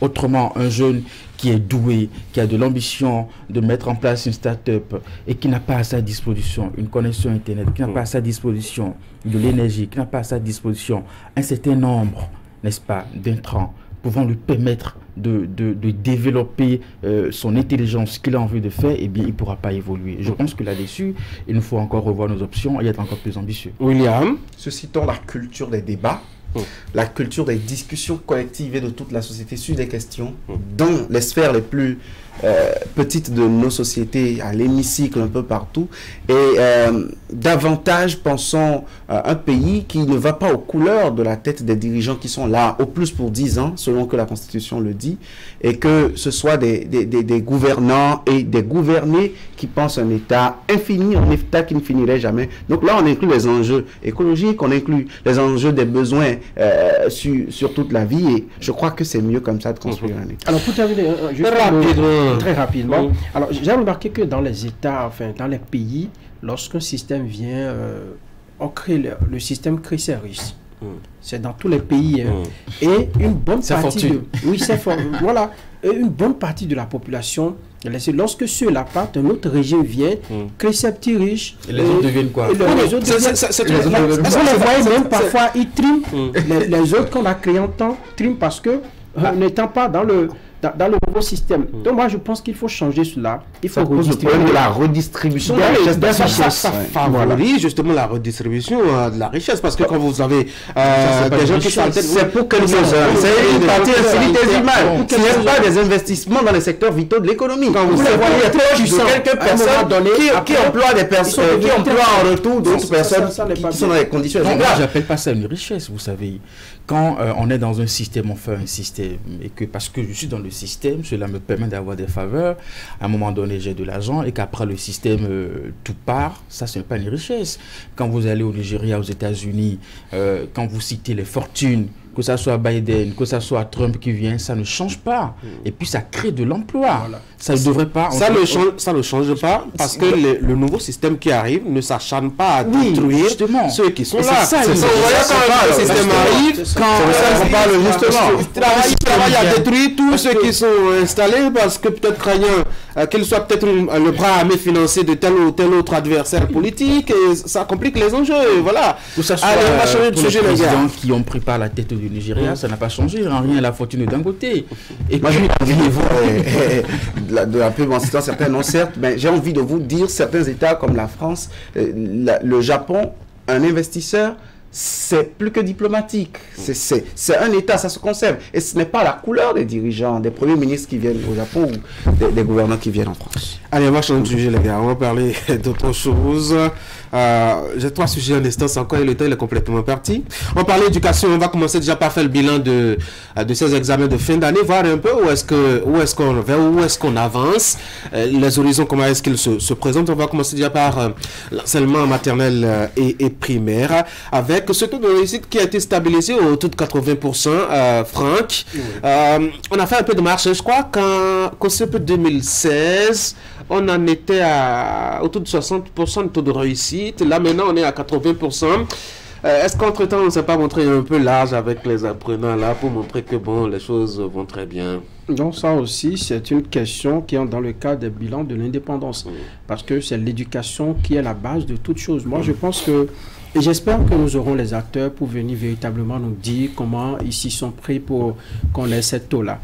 Au fil des années, moi j'ai pu observer, ça c'est mon avis personnel, qu'il y a eu des réformes dans le sous-secteur de l'éducation qui ont favorisé un certain suivi. Par exemple, lorsqu'on a parlé de la création des régions, les responsables au niveau de ces régions-là qui jouent un rôle très important. Aujourd'hui, j'ai même vu récemment, on les a dotés de moyens. Moi, je pense que c'est un peu ce qui se faisait par le passé, qu'on est en train de ramener un peu pour dynamiser le secteur de l'éducation au Bénin.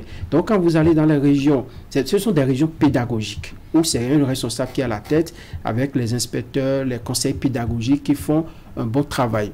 Si nous laissons de côté, bien entendu, les conditions dans lesquelles les enfants sont encadrés, moi je pense que c'est un plus qui a apporté, qui a permis de faire quand même une certaine évolution. Moi je ne vois pas souvent pour apprécier le niveau, enfin, pour faire le bilan des examens, je ne regarde pas trop le pourcentage. Pourquoi? Mais non, le pourcentage, je pense que ça ne devrait pas nous... C'est un baromètre quand même. Oui, c'est un baromètre. mais il faut voir à l'intérieur des notes comment les enfants se sont défendus. C'est dans la manière de rendre ce qu'ils ont reçu en classe, moi, qui m'intéresse. Qu'on vient de me dire, voilà, par exemple, en mathématiques, ils ont évolué, il y a eu plus de prise de conscience. En dictée, les enfants ont fait moins de fautes, ça veut dire qu'au cours de l'année, ils ont bien lu avec ce qui a été fait. Et je pense que c'est une question qui intéresse aujourd'hui au plus haut niveau. Et ça devrait se poursuivre. Si la dynamique qui est là aujourd'hui, demain qui vient, nous changeons encore de paradigme, nous changeons de fusil d'épaule dans les choix qui seront faits, eh bien, ça va reculer encore. Parce que on est habitué à ça. Quelqu'un vient écrire ses réformes, l'autre vient écrire, mais je pense qu'on est sur la bonne voie.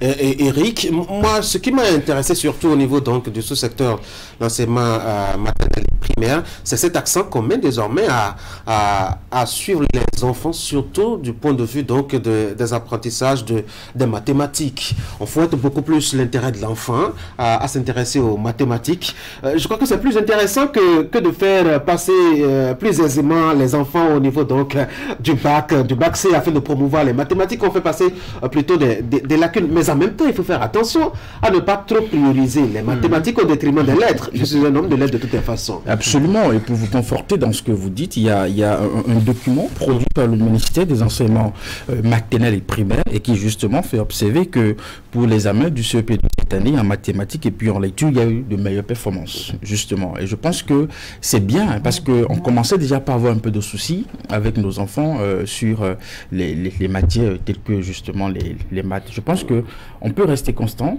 n'est-ce pas, quant à l'avenir, justement, à espérer avoir plus tard des élèves, des étudiants qui, en matière de sciences, ont véritablement un bon niveau.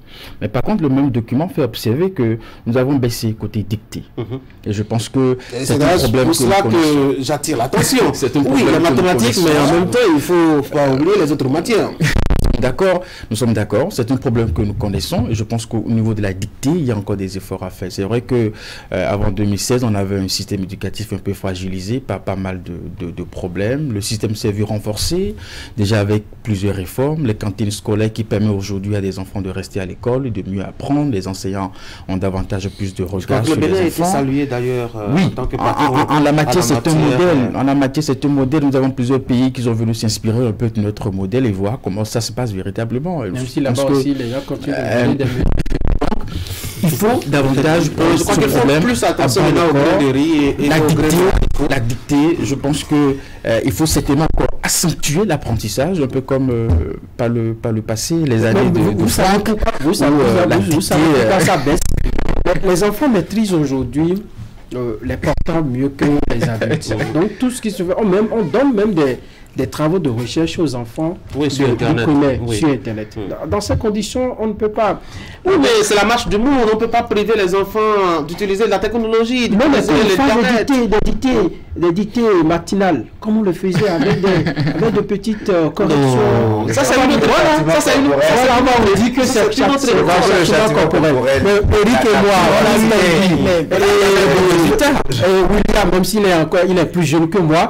Est-ce que lui a connu les dictées matinales? Je ne crois pas. Il n'a pas eu de fessé. Voilà. Il n'a pas de fessé. Pas forcément de l'école nouvelle. Pas forcément les dictées matinales de l'école nouvelle. Mais je crois que dans l'approche par compétence aussi, il y avait des écoles qui ont intégré, et j'en ai eu droit, cette notion de dictée. Vous savez, je crois que le niveau a stagné en dictée, mais sur les performances spécialisées, je ne pense pas que ce soit seulement les mathématiques. C'était un alliage mathématiques et lecture pour voir en fait les deux pôles, lettres et sciences, pour faire un peu le ratio. Et je vois que les chiffres sont disponibles, hein, il y a une certaine évolution et ce n'est pas à moins de la marge des 50%, on était en deçà des 50%. Là, on progresse, on tutoie 60% en matière de performance spécialisée, en plus des chiffres globaux qui nous sont communiqués, parce que comme Franck, les chiffres globaux sont étiquetés parfois d'être politiques et on n'y prête pas forcément foi. qu'est-ce que je dis, pas ne pas prêter foi, mais on a envie de connaître un peu plus, de creuser, de savoir les critères de performance de ces apprenants. Je crois que c'est salutaire et cela va rejaillir, qu'on le veuille ou non, d'ici quelques années sur les performances au secondaire. Et si le cap est maintenu, pourquoi pas des rendements meilleurs au baccalauréat, au brevet d'études du premier cycle et surtout dans les formations techniques qui sont davantage priorisées, où on a besoin de ces connaissances-là. Je pense que cela va donner également un vivier de jeunes gens, de jeunes adolescents à même d'être formés dans des domaines compétitifs à notre époque. Alors, je sais qu'au niveau ministère, on est véritablement conscient de ce qu'on a encore des efforts à faire. Je pense qu'à la lumière des chiffres que nous avons évoqués, le ministère déjà, dès la rentrée prochaine, mettra à disposition des documents élaborés pour permettre à des écoles, davantage des classes de CICP, de faire un suivi, notamment au niveau de la lecture et puis de la dictée. C'est pas déjà pas mal. Donc on est convaincu au niveau État qu'on a vraiment un effort à faire au niveau des enfants en ce qui concerne la dictée. En tout cas, vous rassurez ces enfants candidats au CEP de l'année prochaine. Donc ça va chauffer quoi. Sinon, quand vous rappelez les dictées matinales avec les fessées, ils doivent se dire mais ces monstres-là, ils disent quoi à la télé ce matin? Je voudrais dire qu'on doit poursuivre les efforts en matière de renforcement de capacité des encadreurs, je vais parler des enseignants, en matière de recrutement du personnel, parce qu'il y a des groupes pédagogiques sur l'ensemble du territoire. Vous allez dans des complexes, il y a des groupes pédagogiques qui n'ont pas d'enseignants. On doit poursuivre les efforts en matière d'amélioration des conditions de travail. Là où on accueille les enfants, on doit pouvoir poursuivre. Et je sais qu'aujourd'hui, avec la petite peur qui plane dans le monde enseignant, les gens ne sont plus prêts à ne pas aller au cours, les gens ne sont plus prêts à ne pas à aller plutôt ailleurs qu'au cours. Je ne voudrais pas nommer ces lieux-là. Et donc, il y a quand même... Soufflez-nous ça, s'il vous plaît. Non, après l'émission. Les téléspectateurs ne seront pas contents de vous. Les enseignants, ce sont... Vous faites rétention d'informations, ceux qui nous ont fait. Moi, je les admire beaucoup. Ah oui, il faut saluer ces braves enseignants, surtout au niveau de la maternelle et du primaire. C'est eux qui posent les bases, quitte à ce que les autres viennent compléter pour que le défi soit ce qu'il doit devenir. J'ai encore 2 sujets, mais le temps il est parti. 2? Oui, j'ai 2 sujets. J'ai Fraternité qui fait ses 10 ans. On doit en parler. Peut-être qu'on peut mettre ça à mercredi prochain. Joyeux anniversaire. C'est aujourd'hui. C'est toujours collègue. Oui. De Fraternité. On va comprendre pourquoi je suis mieux inspiré ce matin. Oui, j'ai remarqué ça. Et je me dis certainement qu'à la fin de cette émission, vous serez davantage inspiré pour la suite de la journée et de l'anniversaire. Pour répondre à vos invitations, certainement. Pourquoi? Je crois que c'est celui qui fête l'anniversaire qui le gâteau sera coupé à Paracos, donc il faut faire le trajet. Il est le porte-parole et le représentant légal, je dois dire, de Fraternité ici à Cotonou. Alors on va reparler de ça, je vous promets, mercredi prochain. Pour l'instant, on va dire joyeux anniversaire donc à Fraternité FM à Paraco et à ces différents acteurs là, ces jeunes qui, ma foi, s'échinent chaque matin très tôt pour fournir les bonnes informations. Mais avant mercredi, je voudrais rendre hommage quand même à 2 hommes. Ah oui. Je voudrais rendre hommage d'abord à l'honorable Malik Sebougo-Minan, qui est le promoteur de la radio, et à Rodrigue Azinongbe qui fait un travail remarquable. Un travail de fou, faut-il dire. Un travail remarquable à Paraco. Je crois que c'est un projet inspiré, porté par Rodrigue Azinongbe. Ce sont sans fausse modestie, des gens qu'il faut encourager. Où on crée des initiatives, on crée des projets où sont réunis des jeunes qui se mettent à la disposition de la nation. Ce n'est pas facile d'informer, ce n'est pas facile de diriger une radio, ce n'est pas facile d'entretenir une radio et de la promouvoir. Donc moi, je voudrais leur rendre hommage. Moi, ce que j'admire chez ce duo, c'est sa capacité à aller détecter où qu'il se trouve le petit talent et à le mettre au service de la maison. Que cela soit au niveau de Fraternité ou de l'ensemble du groupe de presse, ma foi, je pense que c'est vraiment à leur actif. On va en parler, c'est sûr. Voilà. Ça vous intéresse, ça vous dit? Le Niger? Pas maintenant. Pas maintenant. William, je sais que William il s'est bien positionné pour dire beaucoup de choses. Il a déjà ensemble d'assez Pas maintenant. Ouais. C'est quoi, vous avez peur? Laissons le temps de voir comment les choses vont évoluer avec les censures. Non, mais on a 7 jours, donc on peut en tout cas voir comment est-ce que ça va se passer. Comment ça va se passer? C'est une question qui mérite d'être posée. Oui, moi je veux bien voir comment la CEDEAO va pouvoir mobiliser. Ce n'est pas un souhait pour arriver là. Je veux voir si ça doit y arriver. Alors, comment est-ce que la CEDEAO va mobiliser une force et comment est-ce que la force va être vraiment pilotée et comment ça va se passer, surtout quand on dit que c'est un pays souverain. J'espère qu'on n'ira pas jusque-là. J'espère vraiment ça, c'est qu'on n'ira pas à cette étape-là. Allez, donc je fais une petite croix sur le sujet. Merci beaucoup les gars, bonne journée.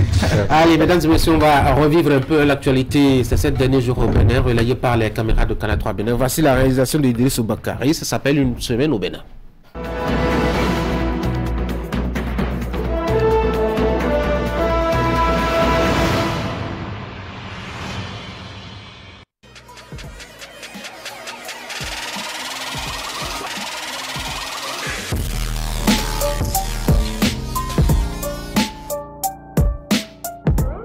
Le point de l'actualité hebdomadaire sur la 3, c'est dans une semaine au Bénin. Mesdames et messieurs, bonjour. Voici l'essentiel à retenir pour le compte de la semaine écoulée. La fête de l'indépendance, c'est encore dans quelques heures. Le mardi 1er août, le Bénin va célébrer le 63e anniversaire de son accession à la souveraineté nationale et internationale. Et contrairement aux années précédentes, sous la rupture, cette édition sera exceptionnelle et tout est presque prêt du côté de la place de l'Amazone.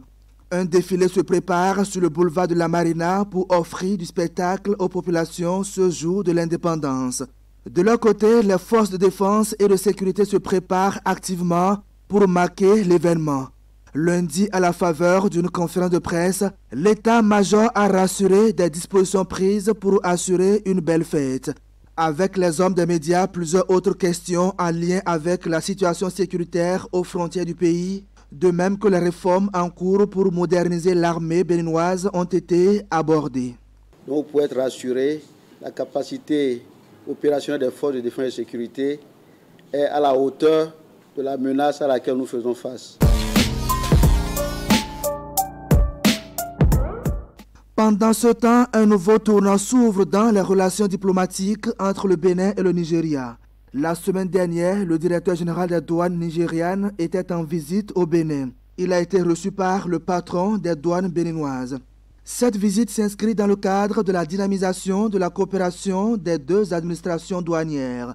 Au terme de cette visite de travail à Cotonou, une conférence de presse a été tenue dans les locaux du ministère de l'Économie et des Finances. Cette rencontre avec les hommes des médias a permis de donner un aperçu des approches de solutions face aux diverses sollicitations et préoccupations des opérateurs économiques et commissionnaires agréés en douane. De leur côté, les magistrats des pays membres de l'Association africaine des hautes juridictions francophones ont participé à la 15e session de formation de cette association qui s'est déroulée à Porto Novo. Pendant 3 jours, les lundis, mardis et mercredis derniers, ils ont partagé des expériences et échangé autour des questions liées à l'enracinement de l'état de droit en Afrique. La session est organisée avec le soutien de l'Organisation internationale de la francophonie. Les travaux de ces assises ont été lancés en présence du ministre de la Justice, garde des Sceaux. Le quotidien du service public La Nation a pour sa part organisé la 2e édition de sa rentrée thématique.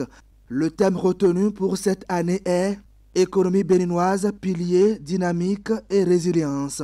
En prélude aux festivités, une conférence inaugurale a eu lieu en présence de plusieurs personnalités et les partenaires techniques et financiers à la salle de conférence du quotidien La Nation.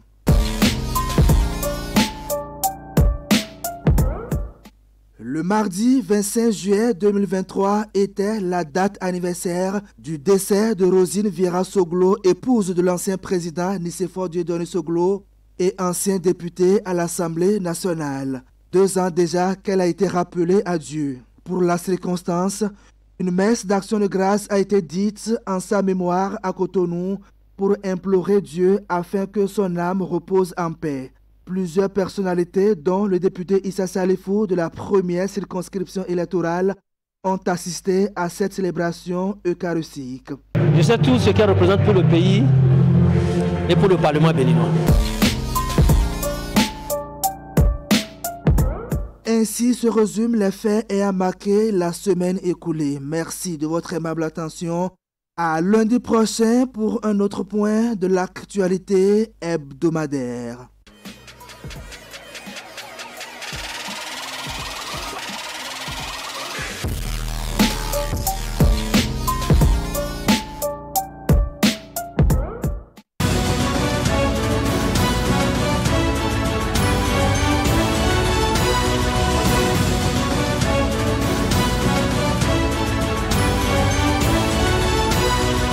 Mesdames et messieurs, bonjour et bienvenue dans la revue de presse de ce lundi 31 juillet 2023. On démarre par Fraternité, qui s'intéresse aux manifestations officielles entrant dans le cadre de la célébration du 63e anniversaire d'indépendance du Bénin et nous apprend qu'une surprise est réservée au peuple béninois. Il s'agit d'un défilé aérien. Le public béninois assistera pour la première fois depuis la cession du pays à la souveraineté internationale à un défilé aérien le 1er août 2023 à l'occasion de la célébration du 63e anniversaire de notre fête nationale. C'est l'une des grandes annonces faites le mardi 25 juillet 2023 à la faveur d'une conférence de presse sur les préparatifs et le déroulement du défilé militaire. Une conférence co-animée par quelques éléments des forces de défense et de sécurité sous la conduite du lieutenant-colonel Ebenezer Ronfoga, chef bureau information et relations avec les médias à l'état-major général de l'armée béninoise. D'après le lieutenant-colonel Nadine Assogba des eaux, forêts et chasse, en plus des 7 composantes des forces militaires et paramilitaires qui défileront, une belle parade des vecteurs aériens de l'armée dans le ciel de Cotonou est prévue. Elle engagera plusieurs hélicoptères nouvellement acquis par l'État béninois au profit des forces aériennes. C'est une innovation du régime du président Patrice Talon et elle constituera une grande attraction pour le public en général, particulièrement ceux qui feront le déplacement de l'esplanade de l'Amazone. Précise Fraternité. Dans le même registre, le confrère de la matinée préfère consacrer sa une au plaidoyer d'un citoyen averti pour la décrispation socio-politique. Les détails sont à lire à la page 3 du journal. Passons au plan sous-régional à présent pour évoquer la crise politique qui prévaut actuellement au Niger. À ce sujet, le matinal nous informe que la junte militaire au pouvoir fait l'objet d'une forte pression et indique que les chefs d'État et de gouvernement de la CEDEAO se sont réunis le dimanche 30 juillet en session extraordinaire à Abuja. Au cours du sommet, convoqué en réponse aux dernières évolutions politiques intervenues au Niger depuis le 26 juillet 2023, plusieurs décisions ont été prises pour le rétablissement de l'ordre constitutionnel. Il s'agit notamment de la fermeture des frontières avec les pays membres, du gel des avoirs et interdiction de voyage aux putschistes. De son côté, Bénin Intelligent croit que la CEDEAO a décidé de jouer la carte de l'inflexibilité. La libération et la réinstallation du président Bazoum dans la plénitude de ses pouvoirs doivent être obtenus à l'issue de 7 jours. Ce délai donné par CEDEAO est un impératif, a souligné le ministre des Affaires étrangères à la presse. L'organisation sous-régionale usera de tous les moyens, y compris le recours à la force, pour rétablir l'ordre constitutionnel au Niger. Les chefs d'état-major de la CEDEAO doivent d'ailleurs tenir à cet effet une réunion d'urgence pour étudier les différents cas de figure. Des précisions fournies par Bénin Intelligent. Autre sujet traité par les canards ce matin, l'interpellation du secrétaire exécutif de Zanyanado pour des faits de malversation financière. La brigade économique et financière pose sa valise à la mairie de Zanyanado. Et pour cause, la fouille de la gestion faite de la commune entre 2012 et 2023. Au nombre des nombreux dossiers justifiés par les rapports d'inspection, une affaire de détournement de fonds et de matériel de fonds à travers l'adduction d'eau villageoise qui mettra face à la BEF ce lundi 31 juillet 2023. 3 cadres, dont l'actuel secrétaire exécutif de Zakota, Henri Rontewadan, précédemment chef service chargé de la coopération à la mairie de Sagnanado. Ce dernier, dont le dossier de candidature semblait propre et non entaché, lui permettant de postuler à l'appel à candidature pour la nomination des secrétaires exécutifs, est plongé de la tête aux pieds dans une affaire de détournement de matériel roulant et sanitaire, de connivence avec l'ancien maire de Sagnanado. Cette information est relayée par Fraternité, qui révèle que les intéressés auraient fait disparaître en février 2016 un conteneur offert par un partenaire étranger à la mairie. Au nombre des éléments contenus dans ce conteneur, des matériels médicaux, de chirurgie, des scanners, une ambulance et autres objets précieux.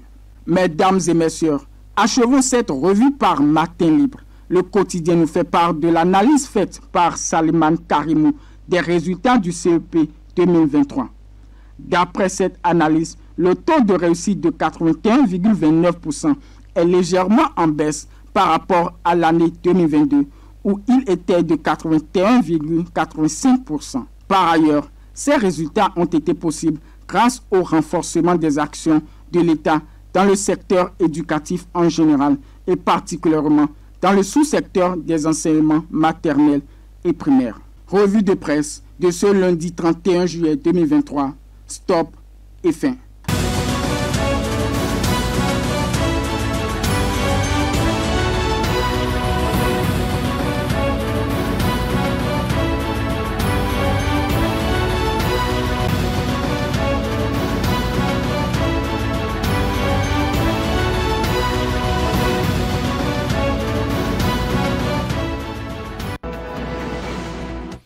Mesdames et messieurs, voilà qui met un terme à ce numéro 1 de votre matinale Actu Matin. Merci d'avoir été là. Je vous souhaite de passer une très bonne journée. Bonne fête de l'indépendance à tous ceux qui nous suivent et à l'ensemble du peuple béninois. Demain, ce sera donc la fête, le 1er août. Ce sera la 63e fois que le Bénin va célébrer son accession à la souveraineté nationale et internationale. Je vous souhaite une très bonne fête à ce propos.